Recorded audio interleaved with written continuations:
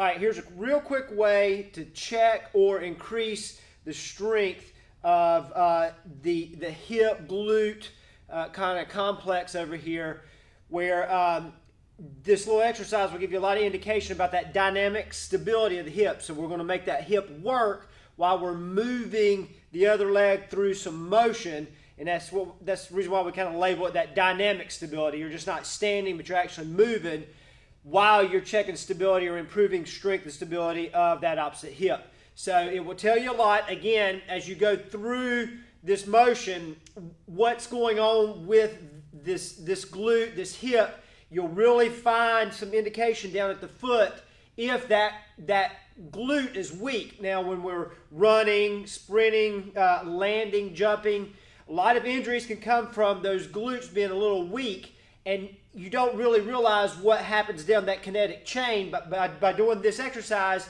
it will show up real quick if you've got some weakness that allows some hip rotation, allows that foot to fall in into some pronation, kind of where that knee dives in, which we don't want it to do. We want to have a nice, strong, stable hip where we're kind of always in that neutral, natural alignment. But when you go to that single foot with this exercise, it will show up real quick from one side to the other or both sides how weak we are in those glutes and those hip abductors that stabilizes the knee and actually helps stabilize down at the foot. So that kinetic chain can work both ways. It can work from the ground up, but it can also work from the hip down if we're weak. So looking at that, again, I've got a little loop band. All I've done is wrapped it around my squat rack here, and then I'm just going to take it and wrap it, put it around the outside knee. So just above the knee is where we want to work today. So it's just above the knee. And what we will find is as we go through this, so you want to come out so you got some tension in that band. That band's pulling that way. So I'm going to take my left leg up and over, so I'm having to work through motion through this left hip by getting some hip flexion and hip internal external rotation. But we're really wanting to know what's going on here with this glute and down here at the knee, and importantly at the foot. So as we go through, we come up and over, and we sit the guy down. And then we come up, and as I do that, you saw that little moment down here of that hip diving in. As soon as I took this foot off the floor, I kind of went in, and that tells me that glute back here is going to be weak. And what we want to do is really fire that thing so we're nice and stable. So it's real simple, just to kind of focus in on that. So as I come up, I'm a little bit more stable. There was that moment of valgus down here at the knee where that knee dove in, but I'm coming up and over and around.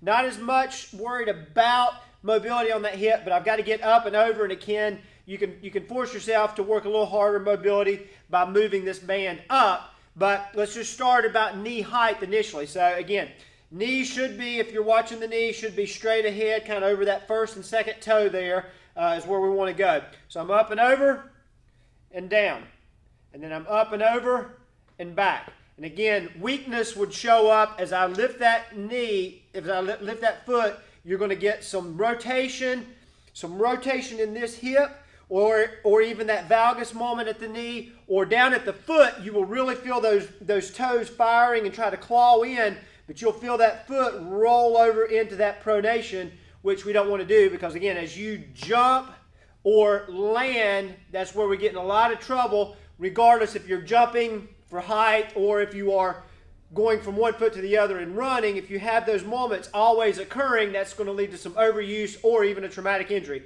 So if you're nice and stable and the floor's not much of a challenge for you and you're going here and over and back, then you can throw down and you can make it unstable by throwing a pillow or some type of wedge down there to stand on, increase the complexity of that exercise. So when I'm up and I've got that knee and it's moving back and forth like that, we're really focus in on glute, what's going on at the floor, so we can kind of tap into that. And then what we're going to do again is we're going to come up and over, and then up and back. So up. So as you see, I'm wobbling, and that's just some stability at the foot because I'm on an unstable surface.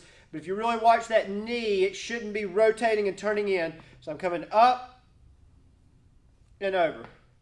And as you do repetitions, it's going to fatigue, and you're going to feel a lot of things going on again from the hip down. So it's a good way to check strength, check stability of the hip all the way down to the floor. And again, it could be vice versa. You could have issues starting at the floor, working up with the foot, but most likely you're going to really notice, especially from one side to the other, there's going to be a difference in the strength of those hips, glutes in particular, that the glute medius that really kind of locks in and stabilizes that hip.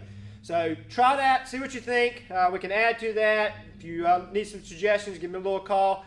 But to go from there, again, we've got the videos always going to be here on Facebook, YouTube. Look for it in the newsletter. Try this exercise. You're going to be surprised at how much work a band can be, a little loop band can be, and it can really cue you in or trigger some things that you'll realize the reason why you keep getting some hip, knee, feet injuries, or really working on some strength to prevent you from getting injuries in the future. Check it out.